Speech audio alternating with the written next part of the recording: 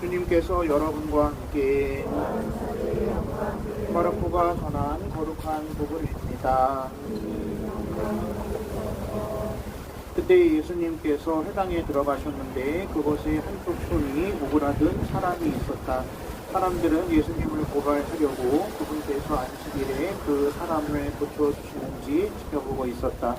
예수님께서 손이 오그라든 사람에게 일어나 가운데로 나와라 하시고 그들에게 말씀하셨다. 안식일에 좋은 일을 하는 것이 합당하냐? 남을 해치는 일을 하는 것이 합당하냐? 목숨을 구하는 것이 합당하냐? 죽이는 것이 합당하냐? 그러나 그들은 입을 열지 않았다. 그분께서는 노기를 뜨시고 그들을 둘러보셨다. 그리고 그들의 마음이 완고한 것을 몹시 슬퍼하시면서 그 사람에게 손을 뻗어라 하고 말씀하셨다. 그가 손을 뻗자 그 손이 다시 성하여졌다. 바리사이들은 나가서 곧바로 헤로데 당원들과 더불어 예수님을 어떻게 없앨까 모의를 하였다. 주님의 말씀입니다. 네, 양기석 신부님께서 저희 보고 강론 대신에 탈핵 순례에 대한 이야기를 하라고 말씀을 하셔서 두 분 신부님과 동의 없이 제 마음대로 저하고 세컨덤에 따라서 김영균 신부님하고 김시문 신부님 하도록 하겠습니다. 어떻게 하다 보니까 3위원장인데요. 네, 먼저 저는 서울교구 정의평화위원회 위원장하고 있는 하성영 신부입니다. 제가 양기석 신부님처럼 아니면 또는 명 팀장님처럼 탈핵에 대한 전문가는 아닌데요. 어쨌든 우리가 편한 거, 그 다음에 돈 되는 거, 그리고 하던 대로 하는 거 아무런 생각 없이 계속하면 저 뒤에 있는 저 아저씨처럼 됩니다. 저 아저씨 아시죠? 소위 친윤 핵심이라고 했던 저 아저씨처럼 되는데요. 사람은 그 세상을 살 때는 귀찮아도 그리고 하고 싶지 않아도 달고 다니는 머리를 좀 써야 됩니다. 그래서 우리는 항상 머리를 쓰는 사람들이 돼야 되는데요. 머리를 쓰다 보면 쉬운 게 마냥 좋은 건 아니다. 돈 되는 것만 계속 추구하다 보면 인생을 조질 수 있다. 그리고 하던 대로 계속 하다 보면 친구 따라 강남 가는 게 좋을 수도 있지만 친구 따라 강남 잘못 가면 인생을 영원히 망칠 수도 있다. 그러한 모습을 우리 예수님께서 보여주셨으니까 조금 힘들고 어렵고 또 돈이 되지 않고 또 하던 것은 아니라고 하더라도 우리는 예수님의 뒤를 따라서 지금의 길, 생명의 길, 그다음에 영원한 구원의 길을 가는 그러한 신앙인이 되어야 하겠습니다. 제 얘기는 여기서 마치고요. 훌륭하신 김영균 신부님께 마이크를 넘기도록 하겠습니다. 네, 서울교구 경찰사법위원회 김형균 스테파노 신부입니다. 이렇게 함께 연대하기 위해서 저희 왔었고 하면서 느낀 것은 저 경찰들하고 같이 있다 보니까 경찰 입장에서는 아무래도 이렇게 집회 시위나 아니면 이렇게 어떤 활동들 하실 때 사고 방지를 위해서 항상 곁에서만 돌고 있었고 오히려 때로는 어떤 경찰들은 안 좋은 시선으로 일이 늘어난 거니까요. 그렇게 바라보기도 했었는데 저희 입장에서는 먼저 저희도 한번 이렇게 활동하는 것 안에서 이 안에서 갖고 있는 고충들이나 또 올바른 의의를 갖고 활동하시는 분들의 뜻을 저희도 고스란히 배워서 저희가 만나는 경찰들 안에서도 이런 것들을 전하고 좀 더 많은 이들이 공감하면서 또 안전하게 이런 것도 우리가 추구하는 것들을 그 탈핵이나 이런 것들을 앞으로도 실천해 나갈 수 있도록 함께 노력하는 좋은 기회가 되었던 것 같습니다. 네, 또 마이크 넘기도록 하겠습니다. 예, 저는 노동선거위원회 김신원 시민입니다. 제가 밀양 송전탑 때 갔었는데요. 그래도 그렇지만 지금도 그렇지 자꾸 에너지 쓰는 사람 있고 피해 받는 사람이 따로 있다는 게 너무 안타깝습니다. 탈핵 전부 다 상생이라는 말도 좀 많이 하는데 상생이 누군가 희생을 통해서 한쪽만 살아가는 게 아니거든요. 다 같이 함께 살아야 됨에도 불구하고 아직까지 힘 있는 사람들 힘이 있으니까 나는 내가 마음대로 해도 돼. 아직까지 그러고 있습니다. 독서에서 다윗과 골리앗 싸움 진짜 힘으로는 누리죠. 네, 사람이 많으면 그쵸, 우리 하나님께서 함께 하신다면 우리가 승리할 수 있다는 믿음으로 함께 했으면 좋겠고 정말 그쵸, 처음에는 잘 모르니까 그래 그 상황에서 잘한다 그러고 하지만 뒤늦게 분명히 잘못된 걸 안다라는 거죠. 우리가 근데 알았을 때 진짜 현명한 사람은 그만두고 정말 회심을 해서 회개를 해서 다시금 새로운 길을 찾아내는 돌고 끝까지 나는 처음에 잘하려고 했어. 잘하려고 그런 것이 아니라 정말 지금 잘못하고 있다는 걸 깨달아야 한다는 거죠. 자꾸 처음만 초심은 정말 잘하려고만 그 마음을 갖고 있대. 하지만 정말 내가 어떤 방향으로 가고 있는지 지금 현재도 생각해야 된다는 거. 그리고 여기 와서 그렇죠.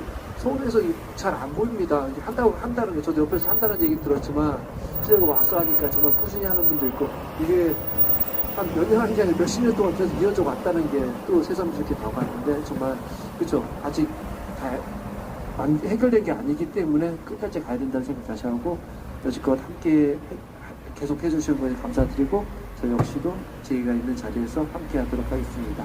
감사합니다. 예, 뭐 성원기 교수님 말씀이야 이 양반 워낙 말씀 많으시고 이제 그만 좀 해라 뭐 그런 소리를 많이 들으시는 분이긴 한데 좀 새로우신 분들 계시잖아요. 그래서 아까는 너무 짧았던 것 같고 탈핵순례 얘기 좀 봐서 좀 덧붙여서 왜 하려고 했었는지 그리고 앞으로 어떤 걸 바라는지 좀 어떻게 좀 해줬으면 좋겠는데 함께 해줬으면 좋겠는 그런 얘기를 좀 나눠주시면 좋을 것 같아요.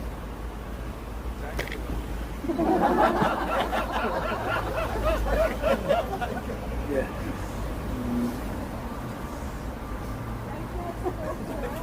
예. 예. 그 삼척 우체국 같은데요. 사실 삼척 우체국 같았으면 먹먹할 때가 많아요. 그 2010년부터 우리가 2012년까지 그때는 매주 수요일 일주일에 한 번 했어요. 그때는 수요일 옆에 롯데리아 건물 3층 나중에 4층 올라갔었는데요. 거기에 삼척흑발전소 반대투쟁위원회 사무실이 있었어요. 그래서 매주 수요일 7시면은 박공표 신부님이 이제 집전하는 탈핵 미사를 매주 봉헌했어요. 매주 봉헌하고 나면 7시 한 40분쯤 돼요. 그러면 그때 우리 김옥선 대표님 이제 촛불 준비해가지고 촛불 다 나눠줘요. 그래서 촛불 들고 7시 40분부터 30여 분 동안 매주 수요일 그때 뭐 촛불 문화제라고도 얘기했는데 촛불 집회 이렇게 하면서 9년을 싸워서 촛불 집회가 343차가 됐을 때 그날이 2019년 6월 5일이었어요. 마침 그날이 이제 해제가 관부에 실린 날이 수요일이었는데 그 마지막 촛불 집회를 끝으로 이제 세 번째 탈핵 투쟁이 막을 내렸었죠. 그 삼척 우체국 앞에서 다시 또 2020년부터 매일같이 피켓이고 또 이번에는 석탄화력 발전소 그만하라고 그 피켓 시위를 하게 될 줄은 몰랐었죠. 근데 그렇게 하다가 이제 탈탈서 순례까지 지금 하는데 그래서 석탄도 이제 어쨌든 범을 만들어서 이제 끝낼 수 있을 것 같다고 생각했는데 다시 또 이 새로운 정부가 또다시 그 신규 핵발전소를 들고 나오고 김성환 장관이 지난해 12월 30일 날 공론화를 한다고 하면서 기습적으로 정말 기습적으로 국회에서 대국민 토론을 하는데 대국민 토론이라는 건 국민을 대상으로 하니까 적어도 최소한 TV 생중계를 해주는 친절함은 보여야 되는 거 아니에요? 그렇게 중요한 것 같으면 그래 뭐 국민들이 뭐 보고 판단할 거 아니에요. 자기들끼리 그것도 대부분 그 핵산업계 사람들 앉혀놓고 자기들끼리 핵발전소 새로 짓는 건 좋죠. 그러면 예 좋습니다. 지들끼리 박수치고 분위기만 띄우고 그리고 전에 바로 일주일 있다가 그렇게 해서 이제 하는데 불과 이걸 갖다가 어떤 형태로도 대응을 해야 되겠다고 하는 생각을 했을 때가 12월 30일 하겠다고 발표한 거 바로 12월 뭐 뭐 25일 며칠 안 돼요. 그리고는 하겠다는 거예요.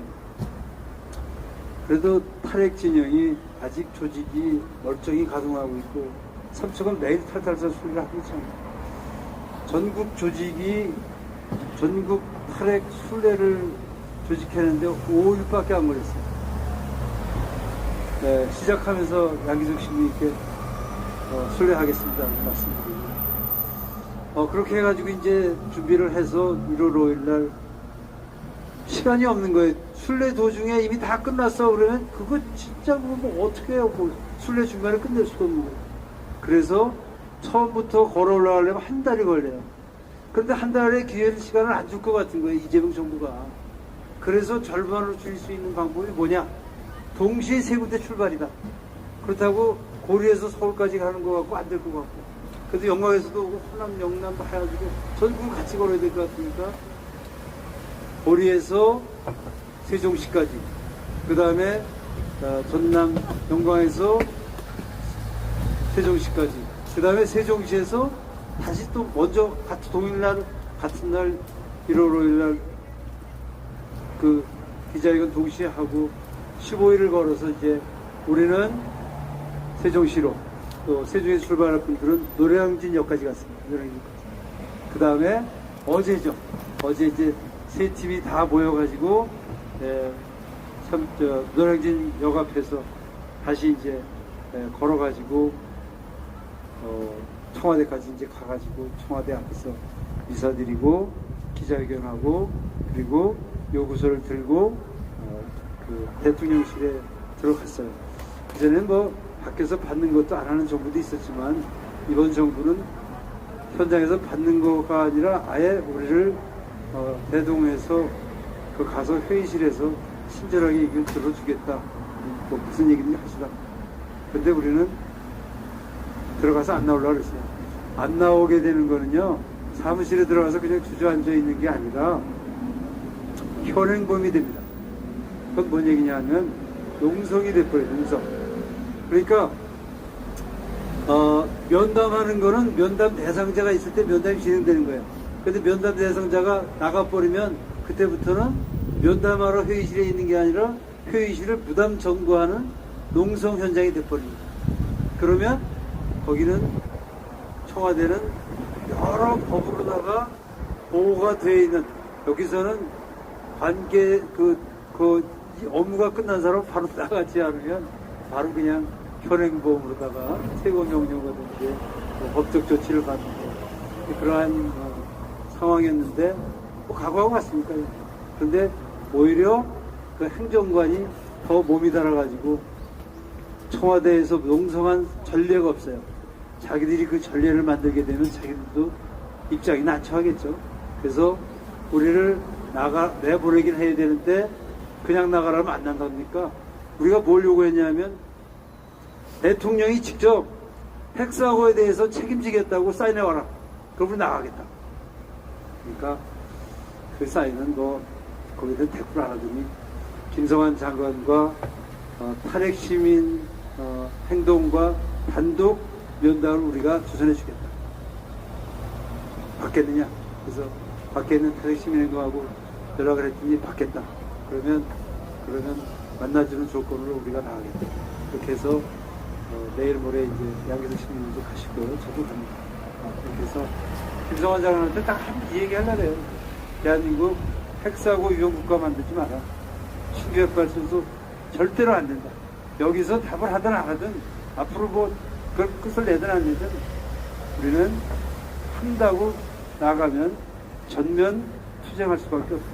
왜냐하면 대한민국의 불행을 막는 유일한 길이기 때문에 그렇게 지금 상황이 진행되고 있습니다. 고맙습니다.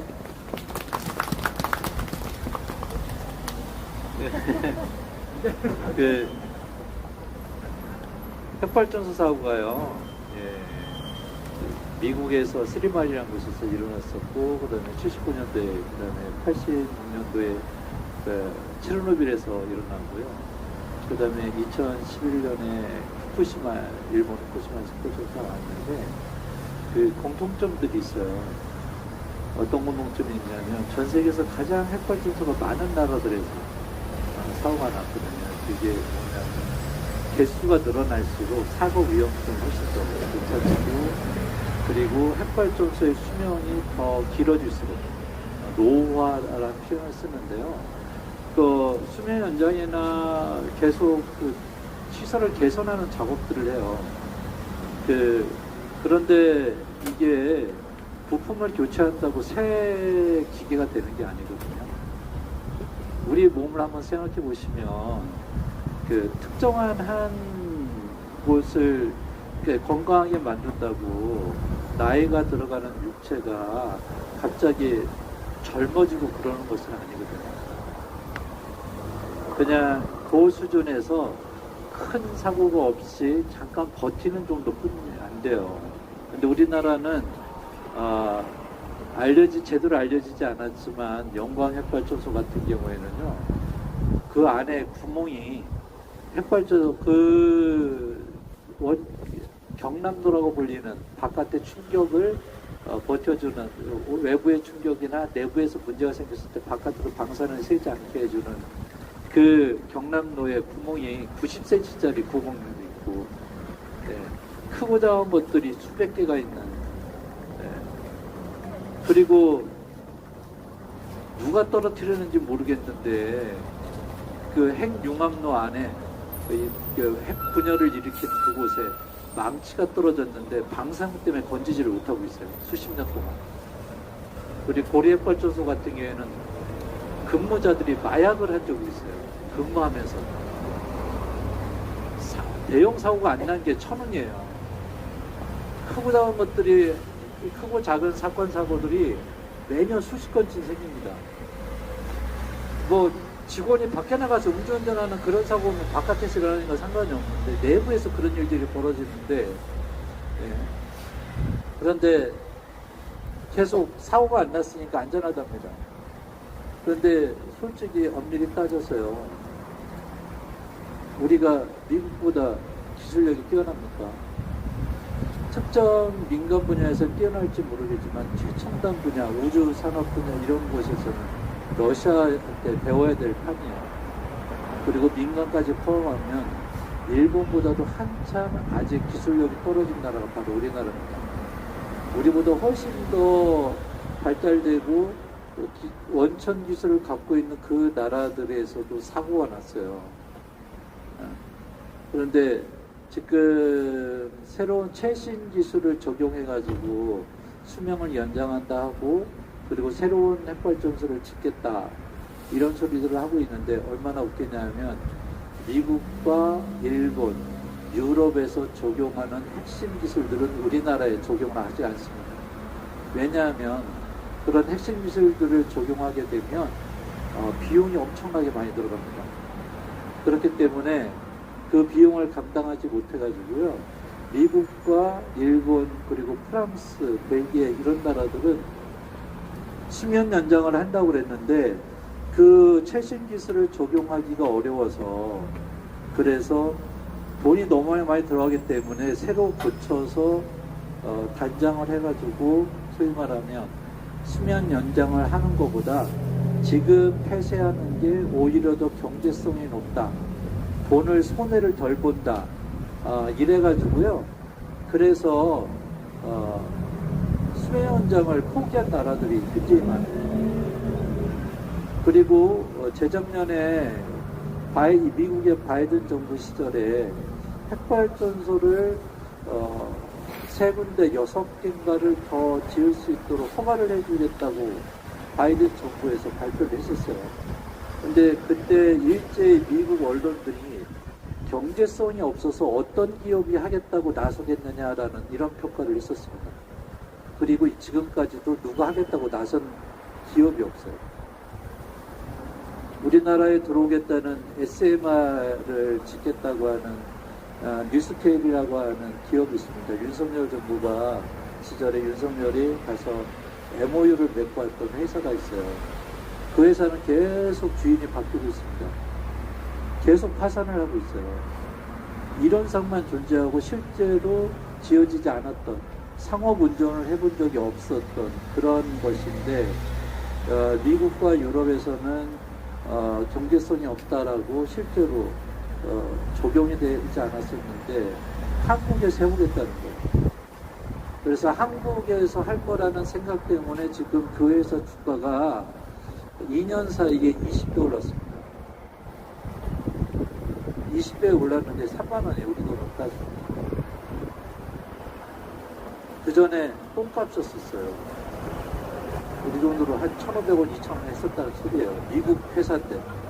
전 세계에서 거의 유일하다시피 SMR을 지을 수 있는 기술을 갖고 있는 회사인데, 다른 사람들은 그런 것이 실현될 거라고 생각을 안 하고 있었던 거죠.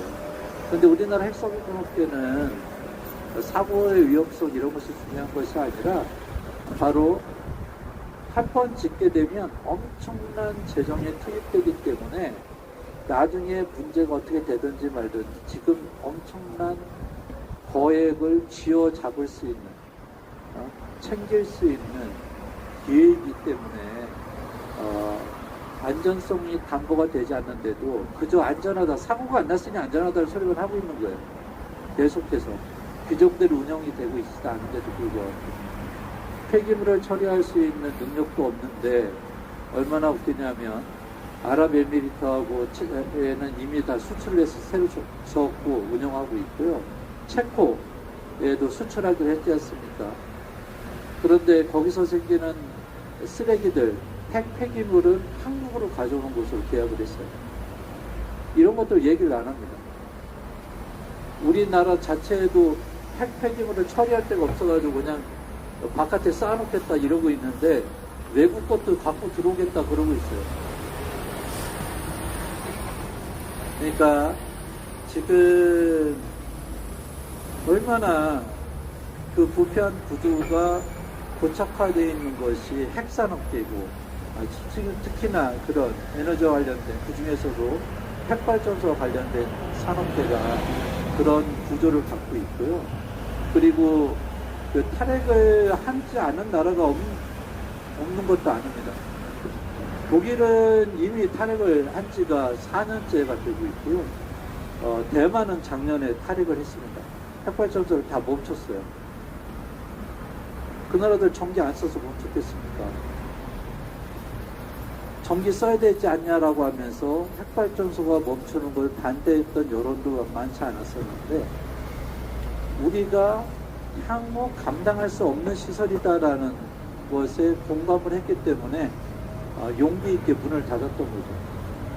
그래서 새로운 전력으로 재생에너지 중심으로 바꾸는 데는 여러 가지 어려운 점들이 있는 건 사실이긴 하지만, 그래도 국민들의 현재와 미래를 안전하게 지키기 위해서 가야 될 길을 바로 친환경 재생에너지로 우리가 전력 수요를 감당해야 된다는 것이 바로 독일과 대만이 보여주고 있는 그런 모습이기도 합니다. 이재명 대통령이 작년 9월달 100일 기자회견하고 1월 초에 기자회견 때 언급을 했던 것처럼요, 핵발전소는 짓는 데만, 순수 공사하는 데만 8년에서 10년이 걸리고요.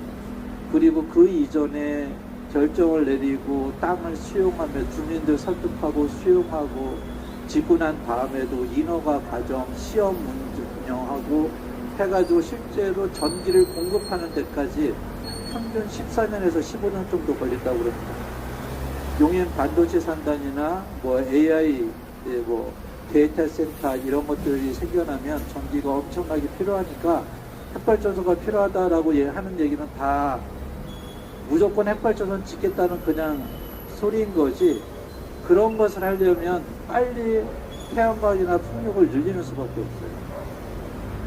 그리고 효율성을 높이고, 유럽 사회는 지금 ESS라고 하는 저장 장치, 배터리, 초대형 배터리를 개발하고 그거를 이용하는 것으로 재생에너지의 그 간헐성이라고 불리는, 그러니까 밤이나 바람이 안 불거나 혹은 날씨가 안 좋거나 할 때 전력을 제대로 사용하지 못하는 단점, 어려운 점이 있는데, 그런데 미리 필요할 때 저장했다가 그럴 때 쓰면 되니까요. 그런 것을 개발하고 상용화하는데 굉장히 신경을 많이 쓰고 있어요. 몇 년 전까지만 해도 우리 LG가 그 ESS 저장장치 기술에서 세계 최고라고 그랬었습니다. 근데 정부가 계속 재생에너지를 선택하는 것을 주저하거나 틀어막다 보니까 그와 관련된 산업도 점차 그 입지가 흔들리고 중국한테 추월당하고 있는 그런 형국이죠.